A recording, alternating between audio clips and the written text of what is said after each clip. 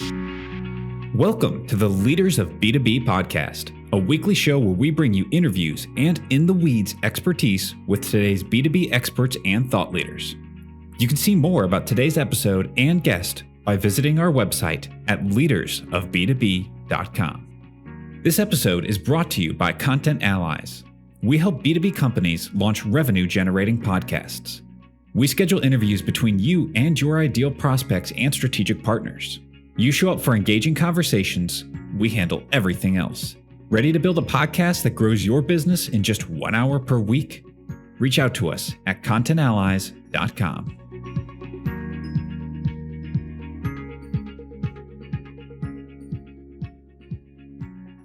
Hey leaders, welcome back. This is Ledge. On this episode, I am joined by Mike Malloy. Mike, I would love if you would tell us about your work. You and I have a lot in common. This will be fun. We're going to talk all about the fractional sales executive space. This is near and dear to my heart. Been doing it for years.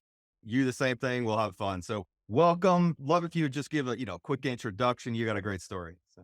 Yeah. Hi, I'm Mike. I've got previous experience as a Deloitte consultant and traveling sunglasses salesman, startup CEO, incubator program director, and adjunct professor at Georgetown University. And I'm passionate about being a relentlessly generous and enthusiastically fun force for good in the world, helping entrepreneurs buy back their freedom and time, focusing on what matters most, both professionally and personally. But to be vulnerable for a minute with you, as a result of losing my mom a few years ago in the fall of 2021, a week after we found out my wife was pregnant with our first son, I realized that I couldn't be the change in the world that I wanted to be alone, and found myself at the forefront of the future of work during the Great Resignation, quiet quitting era, which led me to be all in that the future of work is fractional. Therefore, I'm now the CEO at Malloy Industries, which creates more time and freedom for CEOs by giving their undesirable hats to vetted fractional executives. So CEOs who want to scale their B2B sales from 1 to 2 million to 10 to 20 million in annual revenue typically benefit the most from the Malloy match with a trustworthy fractional sales executive. And I'm excited to be here today, Ledge, and talk more about the fractional executive movement, what I believe the future of work is. As a fellow pitch man, I have to say, you just crushed that, man. Like that was just, you might have said that a few times before. So well done. So. Thank you. I've been here for over 3 years and nuanced and tweaked the little variables there to make it as clear and concise as I can. And I'll tell you, this is just a tip that just popped in my brain. But anytime I make a new offer or a new pitch or a new business in my portfolio, the first thing I do is go be on a bunch of podcasts because it forces you and gives you the opportunity to do a bunch of reps.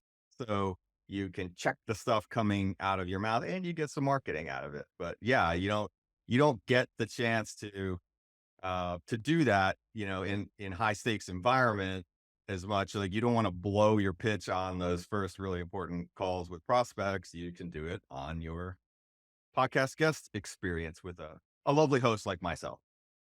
Absolutely, Ledge. And for the listeners, I will give you a quick little Mad Libs thing to play with. Start by saying all of the job titles you've had and a little bit about yourself. But some contrast there. Therefore, what are you doing now? And it's a pretty good way to concisely communicate. So you use the but, not the and you're dismissing my past because it's all about you. So here are the things that I can do for you. Psychology. I love it. I'm a big sales psych guy. I don't read sales books, but I love psychology. So. Oh, absolutely. Especially, Robert Cialdini's influence and Yep. persuasion and persuasion. And the other little Mad Libs I'll give for the listeners as well is do you know how? And then you talk about the pain points and problems because you're now shining spotlight on the pain. Well, what we do is, and then you talk about your solution. Like I might say, do you know how many B2B tech CEOs can get frustrated wearing too many hats, spending their time tackling problems outside their areas of expertise and have empty seats on their buses? Well, what we do is help B2B tech CEOs like that confidently delegate those unwanted hats to vetted fractional executives so they free up their time, make more money, and scale their vetted sales engine. Does that resonate with you or sound like something you might be interested in? Right. I love to take it to the very much into the emotional realm of, don't you hate it when you have to be on a sales call and you know there's so much stuff you could do for existing clients and growing your team? I'd like to help you never do that again. I love that. I try to keep it tight. I try to keep it short. It's all about visceral. It's all about emotional. So anyway, I love talking to sales guys. You get it.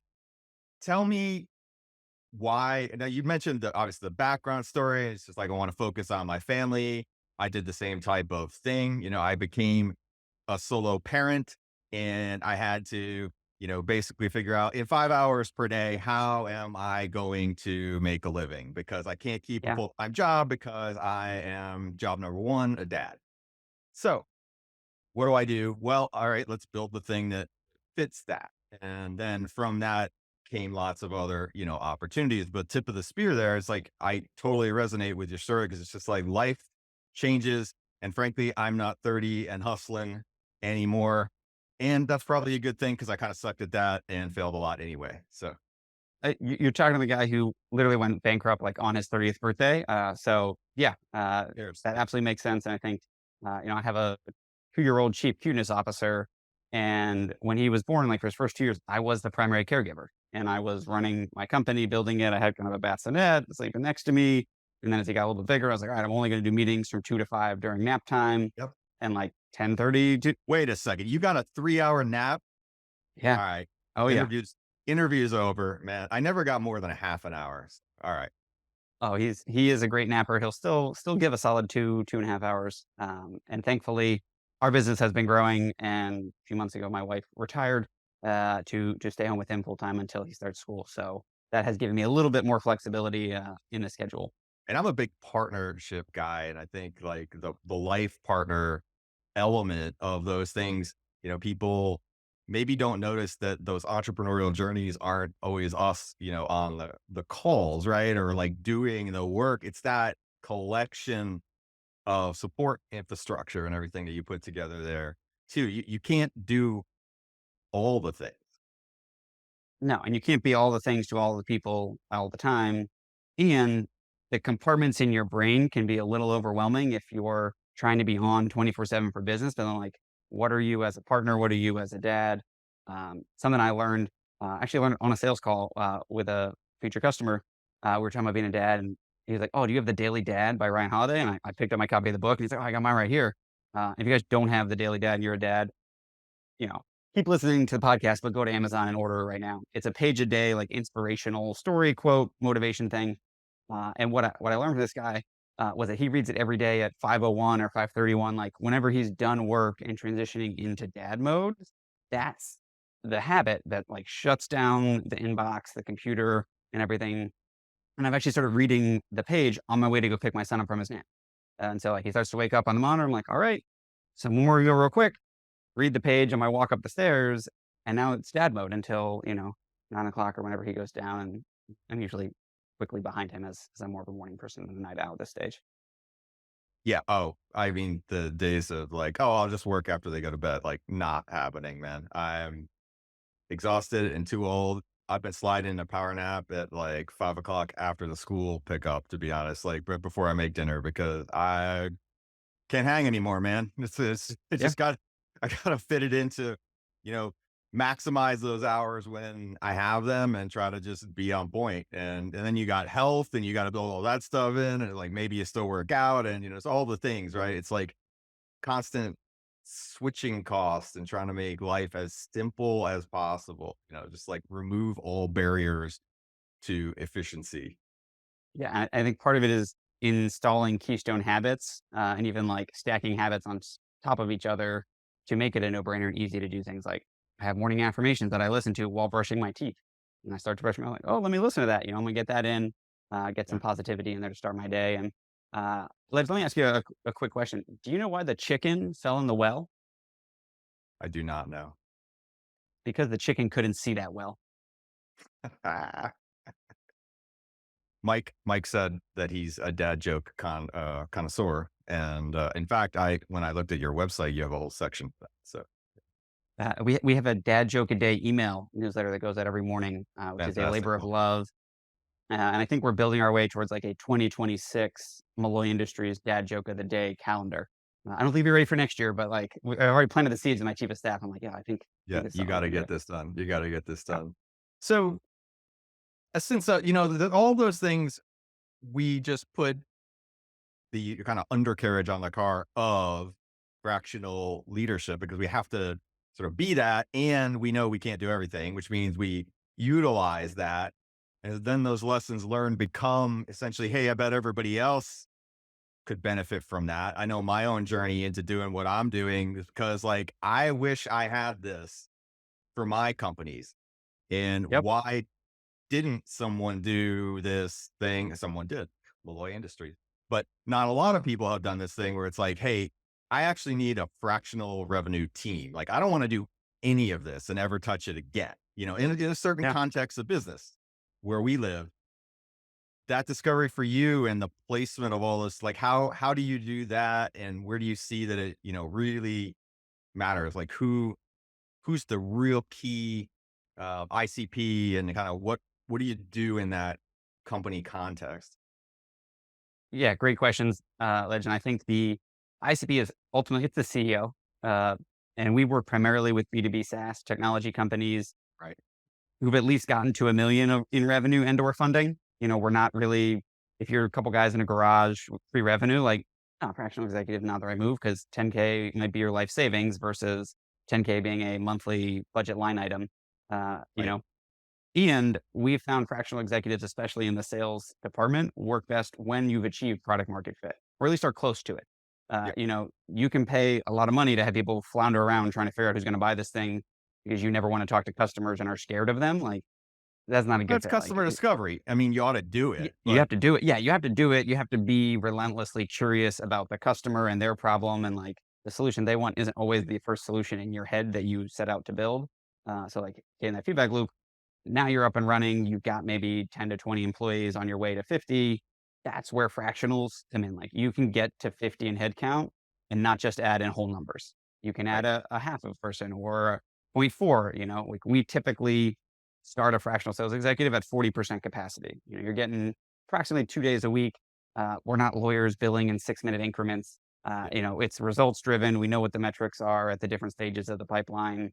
Um, and part of it is you need that outside perspective Hmm. to come in and evaluate what you've been doing because it's not working great, but you don't know how to fix it because if you're the CEO, you're almost always not a salesperson.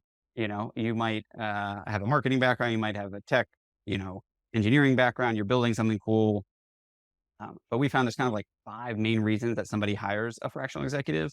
Like you urgently need the expertise, but you don't have the budget for the full-time hire with the 6-figure salary, benefits, taxes, all that stuff. Like with including bonuses, the average, I think, chief revenue officer is making like $360,000 a year. You throw in a executive search firm to help you find that person. They're taking 33% of the first year total comp.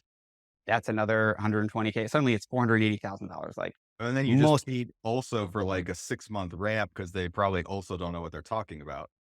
So yeah, it's just, yeah, it's very difficult. I think people wildly underestimate, I need to hire this role. yeah. And a lot of times the CEO needs to go focus elsewhere, AKA fundraising.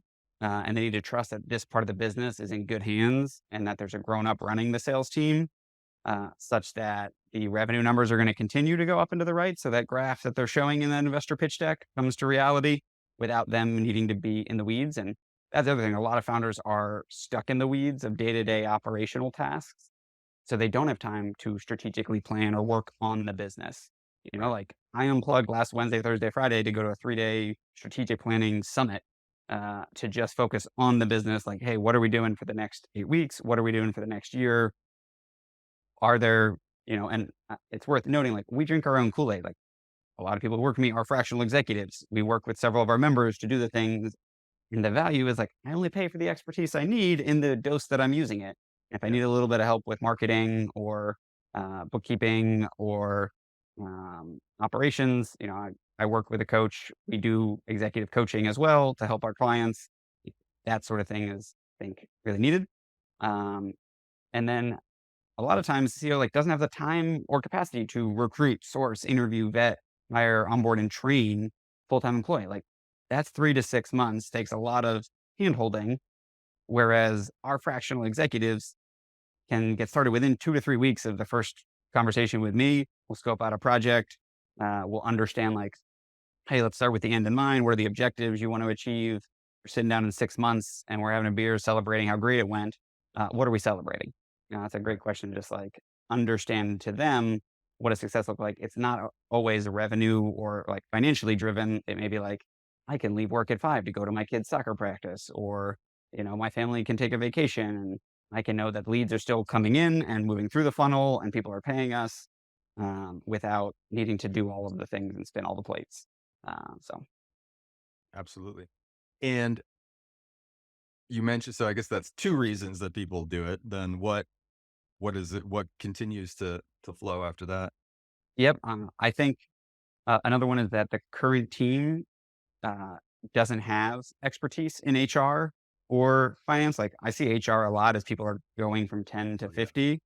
Like you don't need a full-time chief people officer, but you do need somebody overseeing it, making sure the payroll and compliance and benefits and everything for the full-time employees is set up.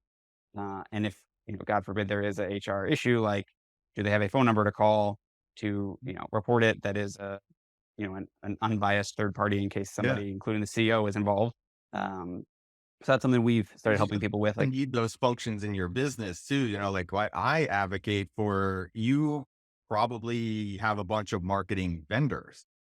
Get the yeah, fractional CMO to manage the vendors for you to build the thing that then you want to see. So you sandwich the fractional executive around a vendor farm or other yeah, outsourcing or other freelancers. Let them do all that so that you get that managerial view with all the fractional resources in the different leveling. It's an enormously effective way to scale, but people try to do just that middle piece. So I'm going to outsource everything to 50 different vendors and a bunch of freelancers but without then who's going to having, manage it? the Yeah, how many management one-on-ones of do that. you have to have? And you're in the weeds, and then you got to do deep work, like fixing some of the stuff is not great. Versus you have that fractional CMO. Right. They're setting a strategy, and instead of you spending 4 to 10 hours a week doing random context switch marketing stuff, you spend one focused hour with your fractional CMO, who's a grown up, who's been doing this for 20 years, comes in with an agenda, says, here are the updates. Here are the decision points where I've got three options. I recommend option B. Let's decide in this meeting. Okay, great. I'm going to move forward. Decide literally means to cut off. Like as a CEO, like you're the chief decision maker. Like, yeah, let me get you a list of questions. I'll give you information. I'm going to assume you did none of the pre-reading because you were in 7 other meetings today about very different things. Right. So we can go over it. And then the rest of your 39 hours, because the CEO only works Oh, 40, yeah. are available for other things.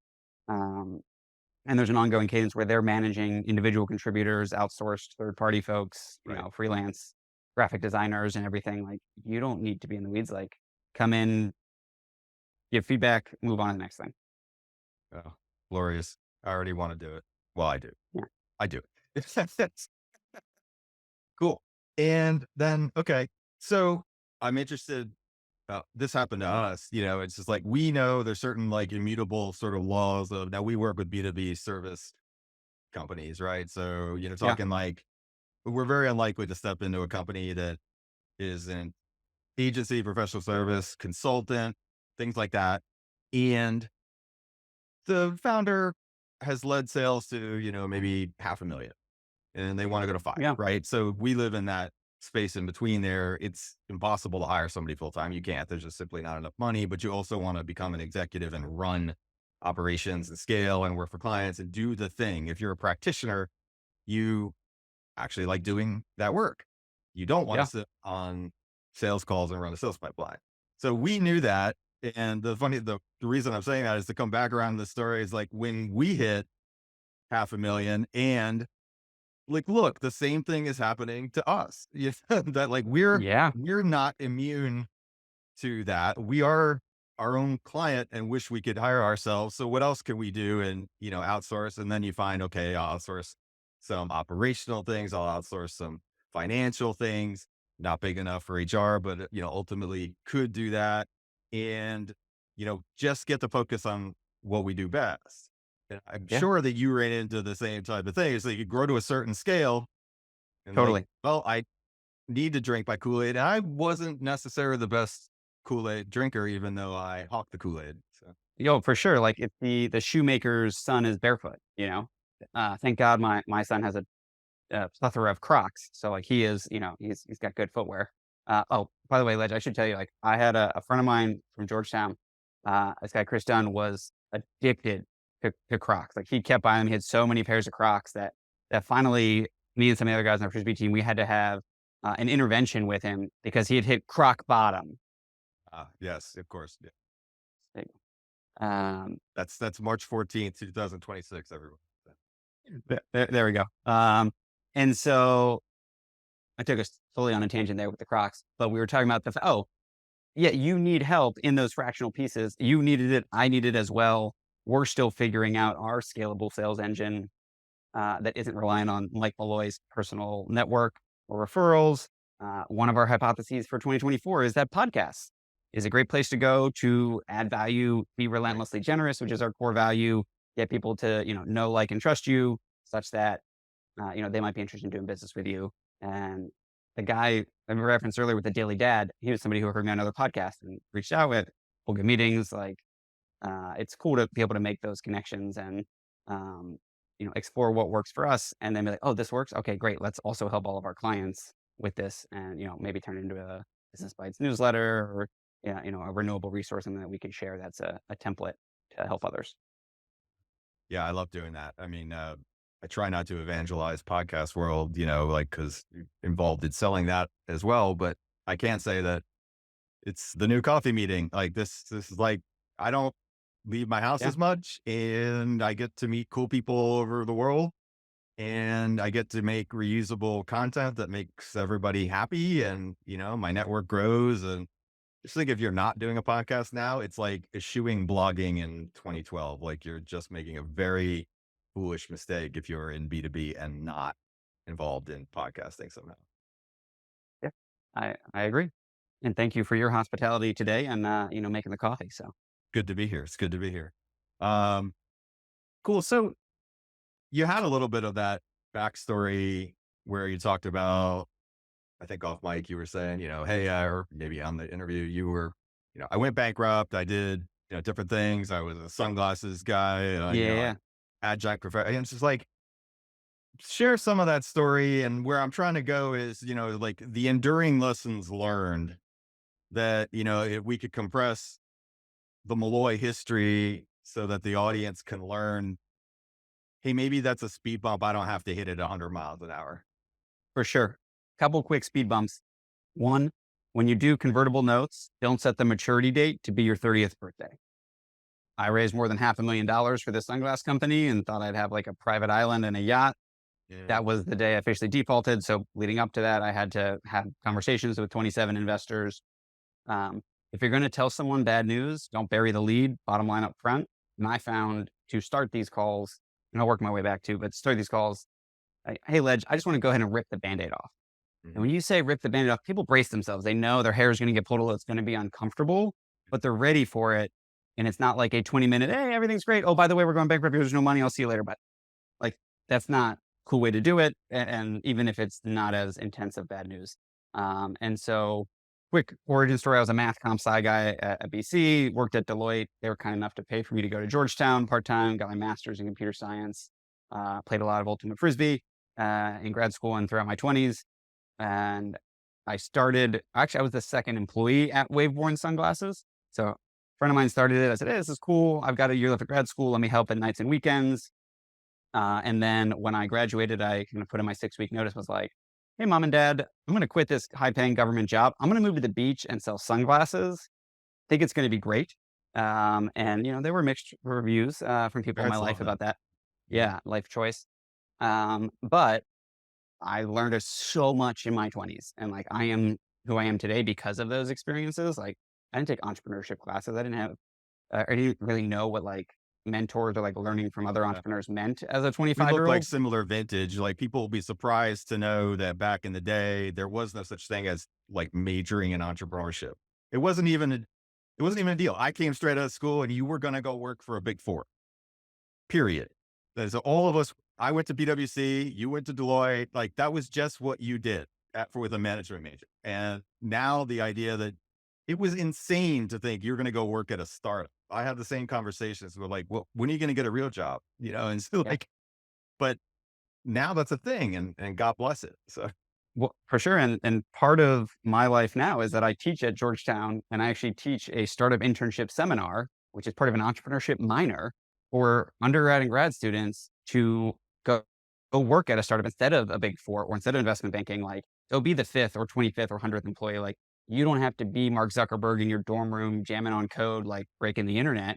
Just learn how to wear a bunch of hats to be helpful, to have a growth mindset, to try different things and figure out like, oh, I really love doing this. It fascinates and it motivates me. It's in my strength zone. I have all my students do the Clifton Strengths Finder to like figure out what their top 5 strengths are. How do you apply them? And then, oh, by the way, I hate this. Like, if you hate doing Excel financial models in like a 3-month internship, great. Don't make that a full-time job after you graduate. Like, you nailed it. You just learned something to avoid. And so, a couple other lessons learned from the Waveborn era too was like cash conversion cycles. Didn't understand them, so I had a physical product and I had to pay Italy like in January 50%, and then I paid Italy the other 50% in April. And when I got into B2B, because we were direct to consumer for 2 years, like selling on the internet, we did a crowdfunding campaign. I raised 10K in a day and a half. Well, one resource I'll share with the listeners, we'll put in the show notes, is how to automate infinite copy and paste. So whether you're a Mac or a PC guy, there's some software you can use. I have like 300 keyboard shortcuts, and I learned it from Mike Del Ponte's article with Tim Ferriss in like 2013 and changed my whole life. And that's how I raised 10K in a day and a half twice. Um, and so did the crowdfunding campaign, got into B2B.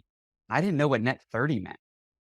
Like I literally started driving around to surf shops and was like, all right, you guys want to buy sunglasses? Here's your sunglasses. It's May. I paid Italy a bunch of money for them. I would like you to pay me perhaps twice as much money as I paid Italy. And then you can sell them for twice as much and kind of yeah. learn those margins. Keystone is kind of the doubling word there. But they said, great. Yeah, we'll pay you net 30. And I said, okay, cool.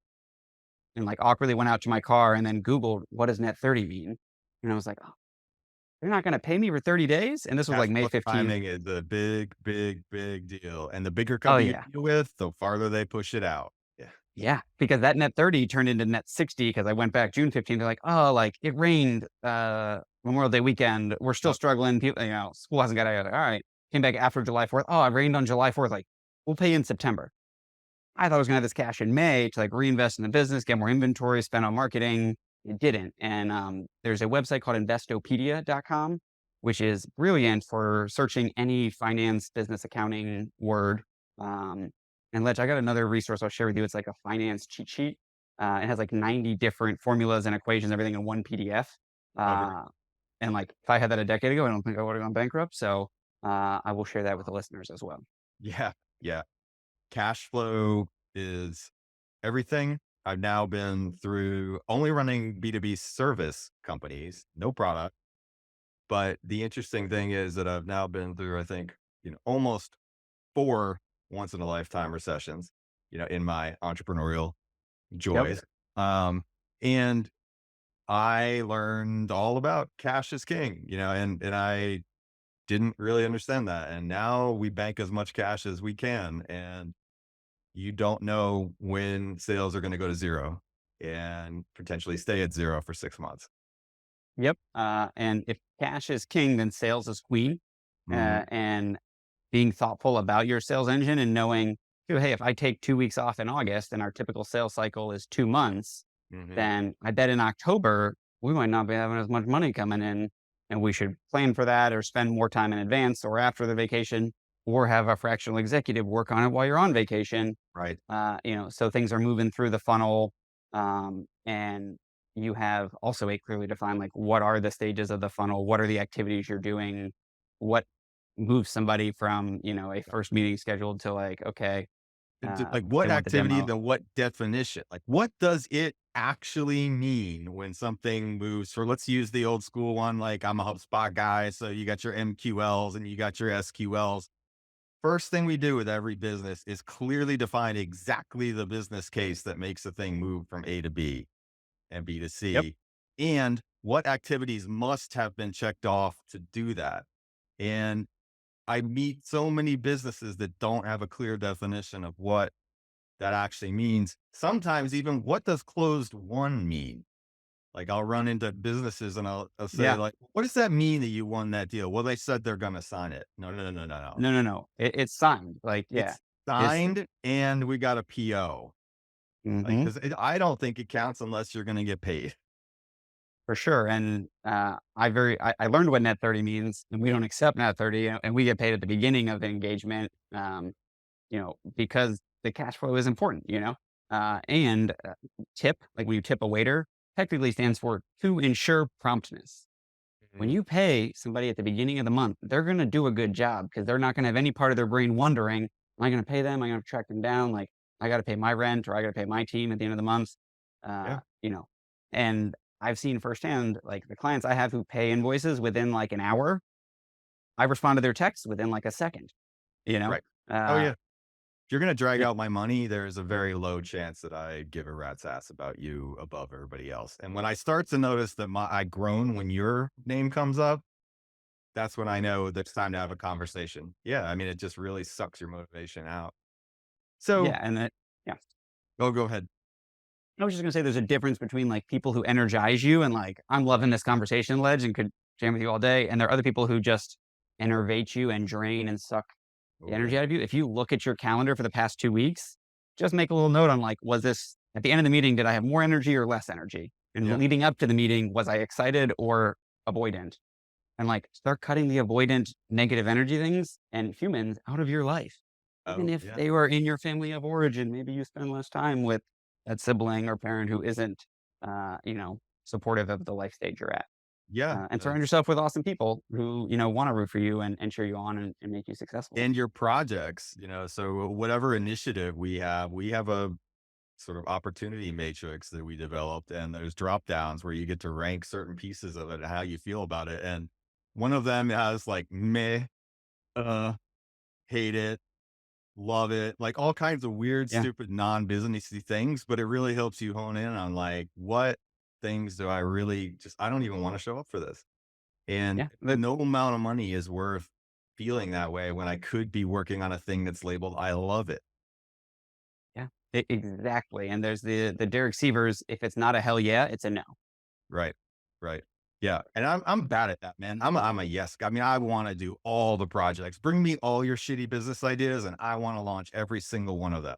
And I had to temper that and or mostly get partners who tempered that Yeah, because I'm this ridiculous, like sort of positive visionary nutball guy and everything that's shiny, I want to go do that. I want to start things. I don't want to finish things. So for sure. you talked about strengths finder, I'm an activator and I just want to activate. I don't actually want to do anything, but Yeah. so I just want to, Positivity is my number one strength. Like I'm I just like, want it's to going to tell be you great. all about it and then have Yeah. somebody else do it while I move on to the next thing. So, and that's good if you have somebody that's matched with focus. Focus is Yeah. very important. So, Ledge, have you ever heard of the Colby A assessment? It's I have another not. like personality one. Uh, it's really good, and they have kind of 4 things, and one of them is, like, quick start, and the other one is follow through. And, like, I'm really high on quick start, and I'm really low on follow through. And last year, I hired Tina, who's our chief of staff, and she was really low on quick start and really high on follow through. That is And what I you was just like, want. Boom. Yep. she does all the things, and, like, we just meet in the morning, and I go through all the stuff in my head and in our Google Doc, and then she runs with it, and, like, when she hits a brick wall, she figures it out, or she slacks me, and then we figure it out together. But, like, I don't have to send the contracts or the invoices or, like, I'm such a mess sometimes that I need 2 of those to keep me on track. And that's what we have. It's fantastic. So highly recommend people go that route. I want to be sensitive to your time. You have a sales call coming up. So let me jump to, okay, what do people, leaders of B2B, listening in the audience, you've got things on your radar screen over the next couple years that are really important. What must they also have that maybe doesn't show up in the blips right now? it's fractional executives. The future of work is this fractional executive movement, and if you're building a company and not considering part-time fractionals as a viable option to sit in some of those seats on the bus for an extended period of time, these aren't necessarily like a consultant doing a 1 to 3 month project. Like, they're a fully embedded leader leading the sales or marketing or operations or finance department, You just don't need to pay them for full time and give them a salary and benefits because you only need 20%, 40% capacity. And you get the flexibility on a month to month basis to ramp it up or down. Like we recommend, hey, bring somebody in. Let's start at 10K for the first month. We'll get you 40% capacity. We'll go through onboarding. They'll learn everything they can about your business. You don't teach fractional executives how to do their job. They teach your whole business how to better run that department because they're the grown up who's been doing it for 20 or 30 years. They Right. have the playbooks. They, have been here, done that a few times. And as an entrepreneur, you need to understand that what and who got you here isn't going to get you there. Right. And you need some more expertise to navigate both strategically and tactically. Because you as the CEO, like as the company grows, like you're not doing all of the things and wearing all of the hats. You're giving them to other people and you have like a smaller circle of C-suite colleagues. Maybe you have a chief of staff or an ops manager or somebody like executing a lot of things. Um, and the ability to like let someone lead a whole department and you're just spending 1 or 2 hours a week on it, very different than the frenetic context switching. I've got a sales call, I gotta talk to the marketing team, and oh yeah, I gotta have a performance review with this person, and I've interviewed 2 candidates. Like, that's a lot, man. It's a lot. Switching, And switching costs. No one ever estimates high the impact that it yeah. really is. Oh, and let me leave with one piece of advice too. Uh, when you schedule your meetings and calendars, start at 4:30 PM and then 4 and 3:30. Work your way backwards, and as much as possible, have 0 meetings before 11 AM, because then you can be creative before you're reactive. Don't wake up and check your email and, like, respond to other people's stuff. Make a plan the night before. What's the frog you're gonna eat for breakfast? What's the thing you're gonna do first and foremost? Because once that first meeting hits, you switch from maker time into manager time, and then it's just a context switch all day, and, like, you're not gonna be as productive. Interesting. I love that. I need to think about that because I do the bad version of that. So, So, Mike, thank you so much for being here. Anybody who's resonating wants to, check out more. What do they do? Where do they find you online? Absolutely. Connect with me on LinkedIn, Mike Malloy. My email is mike@malloyindustries.com, MALLOYINDUSTRIES.com. If you go to malloyindustries.com/pod, POD for podcast, we've got some resources and things you can check out there. Would love to connect. If you need help with B2B sales or just want to learn more about fractional executives, let me know. I host a weekly entrepreneur roundtable Wednesdays at 4. You can tune in and pick my brain.